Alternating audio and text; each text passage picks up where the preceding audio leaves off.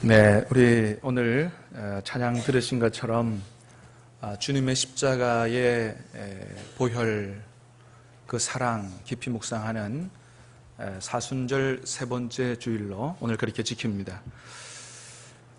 사순절에 대해서 매년마다 설명을 드립니다마는 사순절이라는 게 어떤 절기냐? 사순절은 말 그대로 사순, 40을 가리키는 얘기지요. 부활주일 전에 40일인데 주일을 뺀 40일. 그래서 제2수요일로 시작하는 그런 40일 기간을 바로 사순절이라고 그러는데, 주님이 부활하시기 전에 이제 우리를 구원하시기 위해서 십자가에서 당하신 그 고난, 그것을 깊이 묵상하면서, 그러나 주님의 고난만을 묵상하는 게 아니고 왜 주님이 고난을 받으셨느냐? 저와 여러분을 구원하시기 위해서 그 주님의 한없는 은혜와 사랑을 함께 깊이 묵상하며 경건과 절제로 기도하면서 지내는 절기가 바로 사순절입니다. 그래서 보통 사순절에는 이제 그 놀이, 유흥 이런 걸 절제하면서 그 말씀을 깊이 묵상하고 또 기도하면서 이렇게 지나는데, 여러분 이렇게 사순절에 우리가 특별히 주님의 은혜와 사랑 깊이 묵상하는데, 금방도 말씀드렸던 것처럼 여러분 주님께서 왜 그렇게 참혹한 십자가를 지셨다고요? 바로 저와 여러분을 구원하시기 위해서. 어디에서 구원하시기 위해서예요? 이 세상을 살아가는데 당하는 잠깐의 어려움이 아니고 그것과는 비교할 수 없는 죄인들이, 죄를 범한 인간들이 하나님 앞에 버림받아서 영원히 멸망할 수밖에 없는 그 무서운 지옥의 권세, 그 지옥의 벌 가운데서 우리를 구원하시기 위해서 십자가를 지신 것이죠. 그렇습니다. 그래서 죄 없으신 예수님께서 우리의 죄를 대신 짊어지고 우리가 받을 하나님의 사형의 심판을 십자가에서 대신 지심으로 말미암아 그 흘려주신 보혈의 은혜로 정말로 그 예수님이 나의 구세주라고 믿고 회개하면서 예수님을 나의 구세주라고 영접하는 그 모든 사람들의 죄를 씻어서 구원하여 하나님의 백성, 천국 백성이 되도록 하신다 하는 것을 우리가 잘 알고 있습니다. 여러분, 그러나 주님께서 그 참혹한 십자가를 지신 것이 우리를 구원하시기 위한 거다, 단순히 이렇게만 알면 여러분 이것은 우리 교회 학교, 주일학교 아이들 수준밖에는 안 되는 것입니다. 왜요? 그건 너무나 기본적인 것이기 때문에 그래요. 나를 구원하여 지옥 갈 사람을 천국 보내시기 위해서 십자가 지셨다. 이건 가장 기본적인 거예요. 여러분 한번 생각해 보십시다. 저와 여러분 예수님을 믿었습니다. 믿습니까? 예수님을 나의 구세주로 정말로 마음문을 열고 여러분 삶에 모셔드렸습니까? 그렇다면 주님께서 우리의 모든 죄를 용서하시고 하나님 백성 삼아주신다고 약속하셨습니다. 그래서 구원을 받은 거예요. 여러분, 그러면 다 된 것입니까? 아니에요. 우리가 이걸 잘 생각해야 된다고 하는 것입니다. 여러분, 우리가 예수님 영접하고 구원받아 하나님의 자녀 된 거, 이것은 신앙생활의 시작이라고 얘기할 수가 있어요. 궁극적인 목적은 우리 영원 천국에서 주님과 함께 살도록 구원하시는 것, 궁극적인 목적도 되지만, 그러나 이 세상에서 우리가 예수님 믿고 구원받아 하나님의 자녀가 되는 것은 다른 말로 말하면 정말로 하나님께서 기뻐하시는 그런 삶을 사는 그런 신앙생활의 시작이다, 이 얘기할 수 있는 거예요. 그래서 예수님 믿고 구원받은 것을 뭐라고 얘기하냐면 중생했다, 그런 얘기합니다. 중생했다. 뭐예요? 거듭났다, 거듭 태어났다, 그런 얘기합니다. 여러분, 우리가 아이들도 그렇잖아요. 이 세상에 아이가 태어났어요? 다 된 것입니까? 아니에요. 그때부터 시작하는 것입니다. 그 다음에 뭐가 있어요? 아이가 잘 먹고 쑥쑥 건강하게 잘 자라가야 되는 거예요. 자라가서 어떤 사람이 되어야 돼요?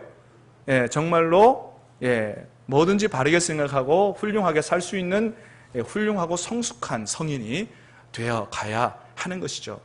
여러분 신앙생활이 마찬가지라는 거예요. 예수님을 믿고 구원받아서 중생했고 거듭났다고 한다면 그걸로 다 된 게 아니고 그때부터 진정 신앙생활을 시작하는 거예요. 여러분이 하나님 말씀을 그래서 큐티 하자고 하는 거예요. 주일날 여기 와서 제가 드리는 말씀 한번 먹지 말고 매일매일 하나님의 말씀을 잘 먹고 여러분이 영적으로도 건강하게 성장하셔서 그래서 궁극적으로는 누구 닮아가도록 돼야 된다고요?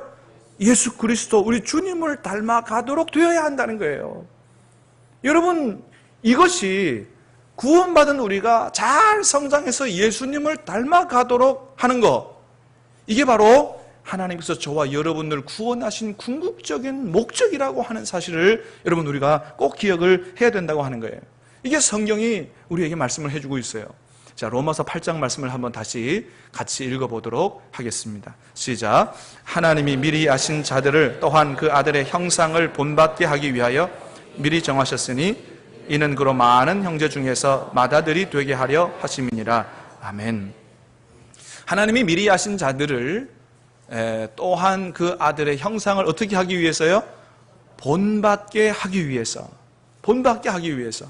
저와 여러분들을 미리 지명하여 부르시고 내가 얘를 구원해야 되겠다라고 생각하신 것은 그 목적은 뭐냐? 단순히 지옥 갈 영혼 구원해서 천국 보낸다 이것으로 끝나는 게 아니고 궁극적으로는 바로 하나님의 아들의 형상을 본받게 하기 위하여 하나님께서 우리를 미리 아셨고 부르셨고 또 구원하셔서 의롭게 하셨다고 하는 것입니다. 여러분 그렇습니다. 하나님께서 우리를 구원하신 아주 중요한 목적 중에 하나는 바로 누구 닮기 위해서? 예수님 닮도록 하기 위해서 우리를 구원하셨다라고 하는 거예요. 그래서 너희는 자라가되 어디까지 자라가라? 그리스도의 장성한 분량까지 온전한 주님을 온전하게 닮도록 자라가는 그런 신앙생활을 해야 된다고 말씀하시는 것입니다. 여러분 여기서 우리가 하나 생각해 볼 게 있습니다. 그건 뭐냐 하면 자 주님이 우리를 구원하신 목적이 그런데 그렇다고 한다면 뭐 이미 다 아시겠습니다만은 한번 깊이 한번 생각해 보겠습니다. 그렇다고 한다면 우리 중에 과연 누가 이렇게 예수님을 닮아가는 진정한 주님의 제자가 되어야 하느냐 하는 거예요. 누가? 여러분 주님의 제자가 되는 것은 우리 모두가 다 주님의 제자가 되어야 될까요? 아니면 우리 중에 특별히 어떤 하나님을 열심히 믿는 사람들이라든지 아니면 항존 직분을 받은 사람들이라든지 이런 주님의 제자가 되어야 되는 그룹이 따로 있느냐라고 하는 것이죠. 여러분은 어떻게 생각하세요? 과연 우리 중에 누가? 아니죠?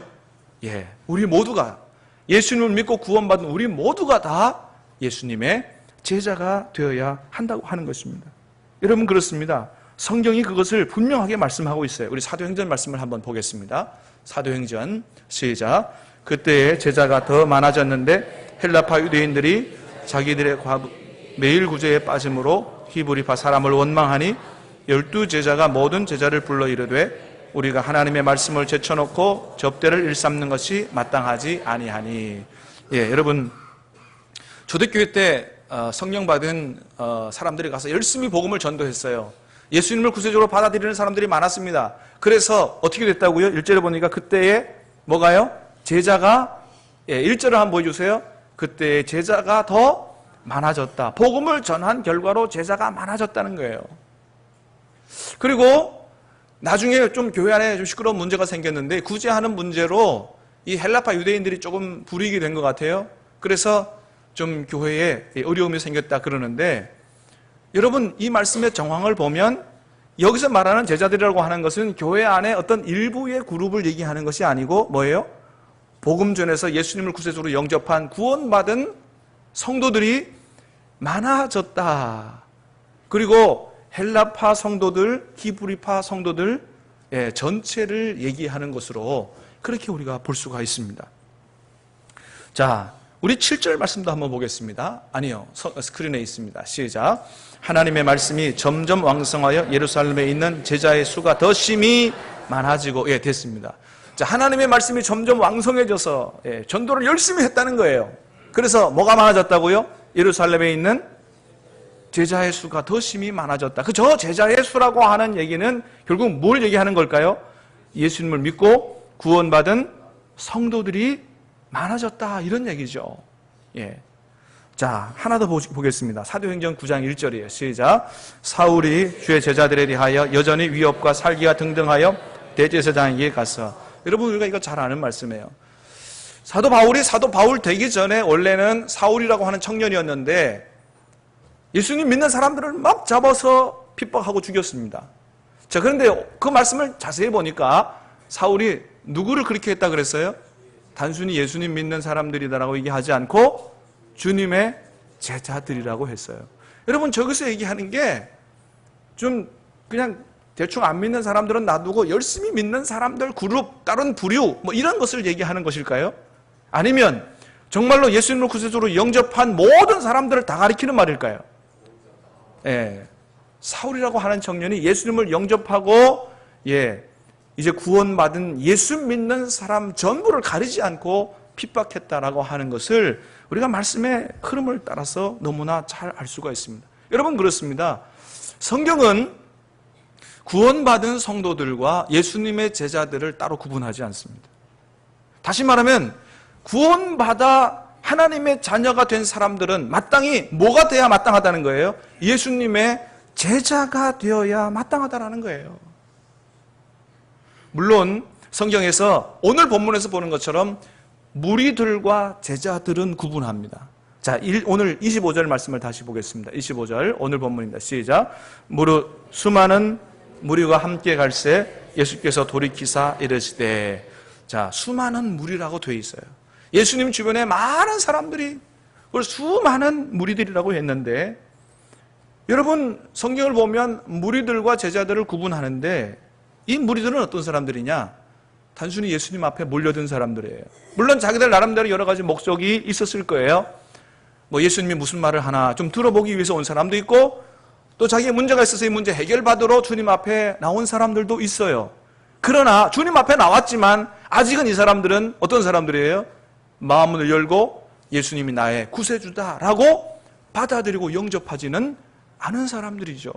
그런 사람들을 뭐라고 보느냐? 그건 구원받은 사람들이 아직 아니고 주님 앞에 단순히 나온 무리들이다라고 얘기를 하고 있는 것입니다. 여러분, 그렇습니다. 무리와 제자는 구분하지만 적어도 예수님을 구세주로 믿고 영접했다고 하는 사람들은 성도요. 성도들은 어떤 사람들이다? 제자들이다라고 얘기를 하고 있다고 하는 것입니다. 자, 그래서 여러분 오늘 본문을 통해서 우리가 들어야 될 아주 중요한 주님의 말씀 뭐냐 하면, 주님께서 뭐라고 말씀하시냐면 주님의 제자들은 그럼 어떤 사람들이냐? 주님의 제자들은 단순히 주님을 주님이라고 부르는 사람들이 아니라 예수님의 제자가 되어야 되는 사람들은 뭔가 아주 중대한 결단을 해야 하고 중대한 결단을 하고 주님을 따라가야 한다라고 말씀을 하시는 거예요. 예수님의 제자가 되고자 한다면 세 가지, 오늘 본문에서 세 가지 결단을 해야 된다 말씀하십니다. 자, 첫 번째는 뭐냐 하면 내 목숨이나 가족보다 예수님을 더 사랑하는 결단을 해야 된다는 거예요. 26절 말씀을 읽어보겠습니다. 시작. 무릇 내게 오는 자가 자기 부모와 처자와 형제와 자매와 더욱이 자기 목숨까지 미워하지 아니하면 능히 내 제자가 되지 못하고. 주님의 제자가 되기 위해서는 어떻게 돼요? 자기 부모, 형제, 가족과 자기 목숨을 미워할 수 있어야 된다는 거예요. 여러분, 우리가 하나님 말씀을 잘 이해해야 됩니다. 그래서 하나님 말씀을 이해할 때는 단순히 그 한 구절만 가지고 보면 안 되고 성경 전체 속에서 그 말씀이 어떤 의미가 있느냐를 잘 아셔야 돼요. 여러분, 이거 잘못 오해하면 내가 정말로 주님의 제자가 되기 위해서는 내 가족을 미워해야 되는구나. 이 말씀이 아니죠. 내 이웃도 내 몸처럼 사랑하라고 하신 주님께서, 내 부모님을 공경하라고 십계명에 주신 하나님께서 갑자기 네 부모를 미워해라 말이나 되는 소리예요. 이거는 그런 얘기가 아닌 것입니다. 이 미워하다라는 말은 이 헬라어 미세오라는 말인데 번역을 미워하다고 한국말로 그렇게 해놨습니다. 원래 뜻은 덜 사랑하다 이런 의미가 그 단어에 있어요. 그래서 그 의미를 딱 넣었으면 오해할 것도 없고 딱 이해가 되는 것이죠. 다시 말하면 우리가 주님의 제자가 되기 위해서는 물론 부모, 형제, 가족을 사랑해야 되고 내 목숨도 사랑해야 되지만은 그러나 누구를 더 사랑해야 된다? 주님을 더 사랑할 수 있는 그런 사람이 돼야 이게 진짜 제자다라고 하는 거예요. 여러분, 어떤 분들은 이 말씀을 들어도 시험에 드는 분들이 있어요. 그러면 가족을 포기해야 되느냐? 여러분, 절대로 하나님의 말씀에 걸려 넘어지지 마시게 되기를 바랍니다. 사실은 하나님을 사랑하는 것과 가족을 사랑하는 것은 비교의 대상이 아니에요. 여러분, 어떤 한 남자가 결혼을 앞두고 있는데 지금 이러면 안 되지만 두 여자를 만나고 있다. 그러면 어떻게 해야 돼요? 둘 다 결혼할 수 없잖아요. 그럼 어떻게 돼요? 천상 둘 중에 하나를 선택을 해야 되지요. 무작정 선택하겠어요? 비교가 되겠지요. 그런 사랑은 비교의 대상이 돼요. 그러나 아버지를 사랑하고 자식을 미워해야 되느냐, 자식을 사랑하고 아버지를 미워해야 되느냐, 이거는 비교의 대상이 아닌 것입니다. 부모님 사랑하는 게 당연하고 자식 사랑하는 게 당연하고 다 사랑해야 되는 거예요. 그러나 뭐는 있겠어요? 사랑의 정도가 좀 다를 수가 있고 사랑의 우선순위가 조금 다를 수가 있는 거지, 부모님 사랑하면 자식 사랑 안 하고 자식 사랑하면 부모 사랑 안 하고 이런 흑백 논리가 아니라고 하는 것입니다. 여러분, 오늘 주님께서 주시는 제자가 되기 위해서는 내 가족과 내 목숨도 미워해야 된다고 하는 말은 뭐예요? 바로 우리가 나를 사랑하고 내 가족을 진짜 사랑하되 그러나 누구를 더 사랑하는 사람이 되어야 된다? 주님을 더 사랑하는 사람이 될 때 이 사람이 바로 주님의 제자다라고 말씀을 하시는 거예요. 자, 두 번째는 27절 말씀을 보겠습니다. 시작. 누구든지 자기 십자가를 지고 나를 따르지 않는 자도 능히 내 제자가 되지 못하리라. 다시 말하면 주님의 제자가 되기 위해서는 어떻게 해야 돼요? 주님께서 내게 메워주신 십자가 벗어버리지 말고 그거 끝까지 짊어지고 주님 뒤를 따라가야 이게 진짜 주님의 제자라고 하는 거예요. 사랑하는 여러분, 주님께서 저와 여러분들에게 메워주신 십자가가 있습니까? 그게 가족이든 직장이든 사업이든 하여튼 막 너무 힘들어서 여러분 십자가 힘든 거예요. 주님께서 주신 십자가 가벼운 거 아닙니다. 오죽하면 벗어버리고 싶어 하셨겠어요. 그러나 하나님의 뜻이기 때문에 끝까지 지고 가신 거예요. 우리에게 주신 십자가도 결코 쉽지 않습니다. 벗어버리고 싶을 때도 있어요. 벗어버리면 자유할 것 같아요. 그러나 아무리 생각해도 이것은 내가 벗어버리면 안 되는 하나님의 뜻인 그런 십자가가 있습니까? 사랑하는 여러분, 그게 가족이든 사업이든 어떤 일이든 간에 너무 힘들다 할지라도 하나님이 메워준 십자가라고 한다면 벗어버리지 말고 우리가 천국 하나님 앞에 가는 그날까지 주님처럼 끝까지 잘 짊어지고 가시는 진정한 주님의 제자들이 다 되시기를 주님의 이름으로 축복합니다. 세 번째는 어떤 말씀을 하시냐면 33절입니다. 33절 시작. 이와 같이 너희 중에 누구든지 자기의 모든 소유를 버리지 아니하면 능히 내 제자가 되지 못하리라. 아멘.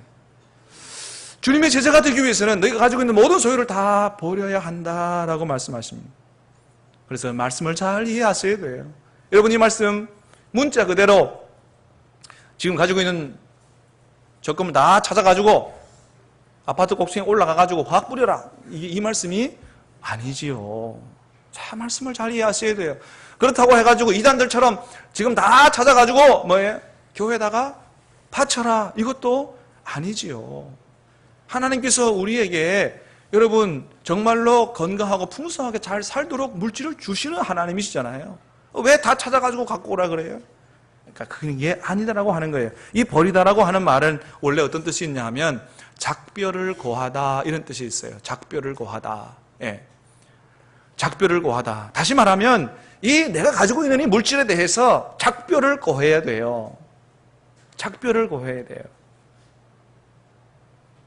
물질아, 이게 내 이름으로 돼 있지만 이게 사실은 내 게 아니다.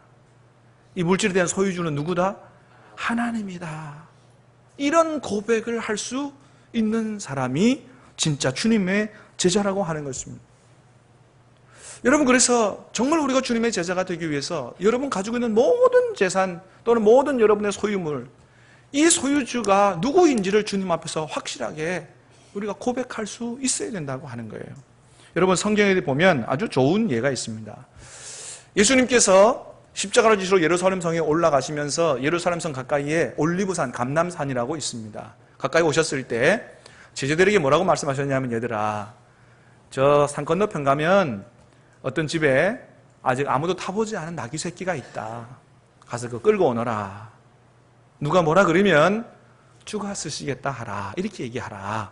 그러면 보낼 거다. 이런 얘기를 하셨어요. 그래서 제자들이 예수님의 말씀대로 건너편 마을로 가가지고 나귀 새끼 정말 있네. 그래서 이제 끌고 가려고 했어요. 이제 끌고 가려고 했더니 그 나귀의 주인이 뭐라 그래요? 아니, 이 사람들이 지금 말이지, 이 나귀 누구 건, 내 건데 왜 끌고 가느냐? 이런 얘기를 한 게 아니고, 얼른 가져가시라고. 이렇게 얘기해서 하면서 그 나귀를 보내줬다는 거예요. 제자들이 말하기를 주가 쓰시겠대. 그러니까 얼른 가져가시라고 그랬다는 거예요. 여러분, 예전에도 말씀드렸습니다만 그 주가 쓰시겠다 하라의 그 원래 뜻이 뭐라고요? 그것들의 주가 쓰시겠다 하라. 이 말씀이에요. 그렇게 얘기한 겁니다. 나귀 새끼 지금 어떤 사람이 막 다 기르고 있어요. 근데 제자들이 가가지고 예수님 말씀을 전했습니다.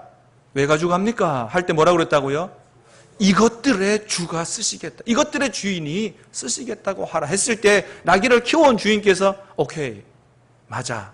이 주인은 내가 아니고 누구다? 예. 여러분, 이 나귀 주인은 평소에 그런 생각을 가지고 살았던 사람이라고 하는 거예요. 내가 지금 나귀, 이 새끼, 이거 기르고 있지만은, 그러나 이 나귀의 원래 주인은 내가 아니고 하나님이시다. 언젠가 하나님께서 이것을 요구하실 때 나는 언제든지 내어 드려야지 라고 하는 그런 청지기의 정신을 가지고 그렇게 살아왔다고 하는 것입니다. 여러분, 이게 진짜 주님의 제자의 모습이라고 하는 거예요. 여러분, 우리 교회의 건물이 몇 채 있습니다. 여러분, 이 교회 건물의 소유주는 누굴까요? 아니, 등기부 등본상에. 예? 제 거예요? 고마워요. 일리가 있습니다. 왜냐하면 등기부 등본상에 이 교회 건물에 제 이름이 올라 있습니다. 그런데 가만히 보면 어떻게 올라 있느냐 하면 소유주는 대한예수교장로회 신암교회라고 올라 있고 그 밑에 대표자 해가지고 제 이름이 올라 있습니다. 그러니까 등기부 등본상에 제 이름이 올라가 있지만은 그러나 내 이름은 대표자로 올라가 있지. 소유주는 누구라고요? 신암교회인 거예요. 이 건물의 등기부 등본상의 실제 소유주는 우리 전체의 재산인 것입니다. 여러분, 마찬가지예요. 우리가 갖고 있는 모든 소유가 지금 내 이름으로 되어 있다고 해도 가만히 보니까 성경상으로 보니까 이것은 하나님의 것이다 라고 고백하며 사는 사람이 이게 진짜 주님의 제자라고 하는 것입니다. 그러면서 주님이 결론적으로 34절에 뭐라고 말씀하셨냐면 이러한 제자의 조건은 바로 소금과 같은 것이다 그랬어요. 소금. 여러분, 이제 스크린은 없는데 34절을 한번 보겠습니다. 다 같이 시작. 소금이 좋은 것이나 소금도 만일 그 맛을 잃으면 무엇으로 짜게 하리요. 이 세 가지 조건을 말씀하시고 뭐냐면 소금이 왜 갑자기 소금 얘기를 하세요? 왜 소금 얘기를 하신 거냐 하면 내가 지금 얘기했던 이 제자의 조건은 변할 수 없는 본질적인 제자의 특성이다라고 하는 거예요. 소금은 변하지 않습니다. 본질적인 특성이다. 반드시 이런 삶이 돼야 정말로 내 제자라고 말씀하시는 거예요. 그러니까 이런 모습을 지녀야 하는 제자가 그런 맛을 잃어버리면 어떻게 된다? 35절입니다. 시작. 땅에도 걸음에도 쓸데없어 내 버리느니라. 들을 귀가 있는 자는 들을지어다. 이런 맛을 잃어버리면 소금 아닌 사람, 불신자들하고 별로 다를 바가 없다고 하는 것입니다. 그래서 주님 뭐라고 하시느냐면 오늘 본문 속에서 그렇기 때문에 너희도 정말로 너희가 내 제자가 되기를 원하느냐? 제자 되는 거 쉬운 일이 아니다. 그러니까 잘 생각해보고 나를 따라와라. 그렇게 말씀하세요. 다시 한번 28절부터 30절까지입니다. 시작. 너희 중에 누가 망대를 세우고라 할진대 자기의 가진 것이 준공하기까지에 족할는지 먼저 앉아 그 비용을 계산하지 아니하겠느냐?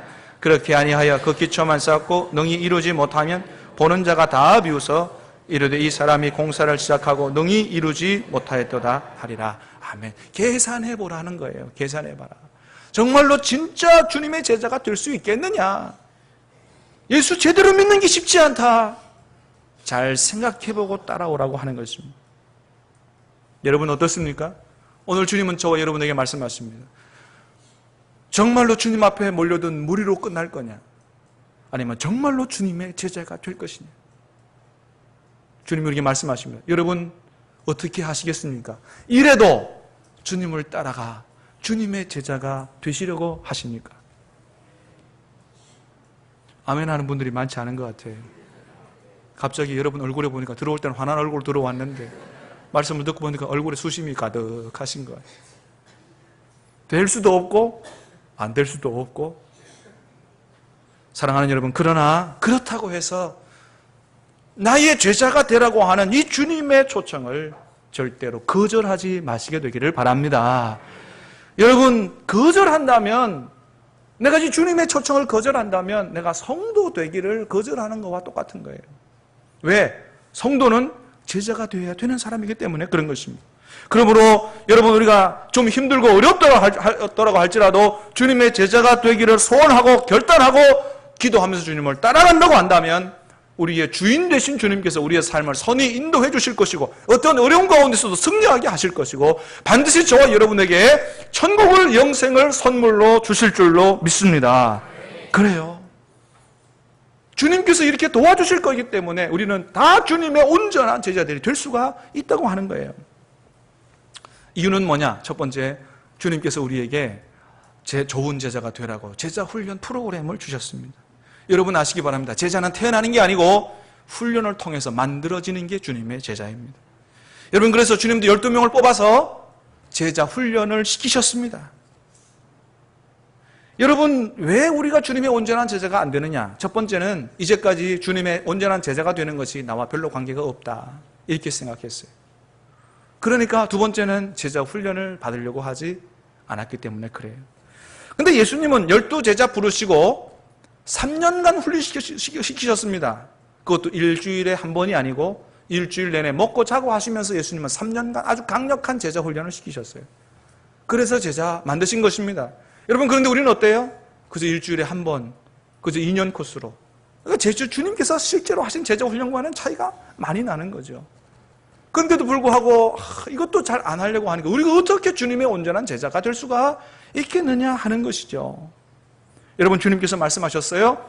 우리에게 원하십니다. 어디까지 자라가라? 그리스도의 장성한 분량까지 자라가라 하는 걸 넘어서서 또 어떤 말씀을 주셨냐면 너희는 가서 모든 족속으로 제자를 삼으라고 말씀하셨습니다. 여러분 잘 아시기 바랍니다. 주님께서 우리에게 엄청난 기대를 하고 계세요. 우리 모두가 다 주님의 제자가 되기를 원하고, 그리고 나만이 아니고 너희가 다른 사람을 제자 훈련시켜서 온 세상 모든 족속이 다 예수님의 제자가 되는 세상이 되기를 우리 하나님은 꿈꾸고 계신다고 하는 사실을 여러분 우리가 기억할 수 있게 되기를 간절히 바랍니다. 여러분, 그렇습니다. 그래서 주님이 우리를 향해서, 우리를 통해서 이런 꿈을 가지고 계시기 때문에 우리 교회가 가진 7가지 꿈 중에 하나가 뭐냐 하면 제자 되고 제자 삼는 교회로 만든 거예요. 주님께서 뭘 원하시는지 정확하게 우리가 만든 거 아니겠어요? 그렇습니다, 여러분. 사랑하는 여러분, 축복합니다. 주님 앞에 나오신 모든 여러분, 주님 앞에 그냥 단순히 몰려든 무리로 끝나지 마시게 되길 바라고, 전부 주님의 제자, 온전한 제자가 다 되심으로 말미암아 하나님의 꿈을 이루어드리는 저와 여러분, 우리 신앙교회 될 수 있게 되기를 주님의 이름으로 축원합니다. 마지막으로 하나 더 생각할 것은, 그렇다고 하면 제자 훈련 받으면 이렇게 온전한 제자가 되느냐? 그렇지 않습니다. 여러분, 예수님의 12제자도 3년 동안 예수님으로부터 제자 훈련 받았음에도 불구하고 많이 부족했어요. 여전히 믿음에 부족하고 나중에 십자가 앞에 가니까 다 도망갔습니다. 근데 결국은 어떻게 됐느냐? 이 사람들이 완전히 변해서 목숨 걸고 주님을 위해서 인생을 살아가는 사람들로 180도 변했습니다. 언제 변했습니까? 사도행전 2장에서 성령의 충만함을 받고부터 완전히 변한 것입니다. 성령은 어디에 임재하시느냐? 제자 훈련 받은 사람들 안에 강력하게 임재하시는 것입니다. 여러분, 그렇습니다. 제자 훈련만으로는 부족한 거예요. 그 위에 성령의 충만함을 덧입을 때 여러분, 저와 여러분을 향한, 우리를 통한 이 세상을 향한 하나님의 꿈이, 사도행전의 역사가 나타난다고 하는 사실을 기억할 수 있게 되기를 바랍니다. 사랑하는 여러분, 정말로 주님의 제자가 되기를 원하십니까? 그러면 제자 훈련 받으시게 되길 바라고 기도 훈련도 받으셔서 성령의 충만함을 다 받으시게 되기를 주님의 이름으로 축원합니다. 사랑하는 여러분, 말씀을 맺습니다. 기억하시길 바랍니다. 구원받은 사람은 주님의 제자가 되어야 되는 사람이다. 이것은 변할 수 없는 소금 같은 진리라고 주님이 말씀하셨습니다.